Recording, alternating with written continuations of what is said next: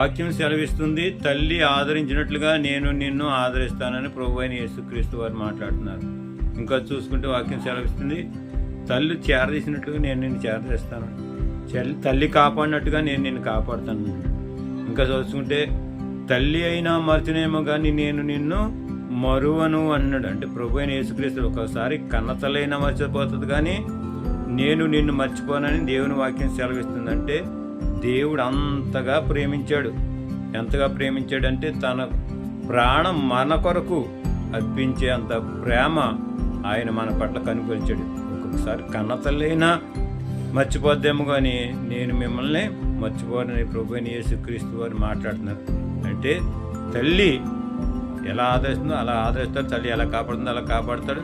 తల్లి కన్నా ఎక్కువగా మనల్ని కాపాడేవాడు ప్రభువైన యేసుక్రీస్తు వారు. తల్లిదండ్రుల మాటకు లోబడదాం, వారి తల్లిదండ్రులు ప్రేమిద్దాం, యేసయ్యను వెంబడిద్దాం. అటువంటి కృపా ధన్యత దేవదేవుడు మన అందరికీ కూడా అనుగ్రహించిన గాక.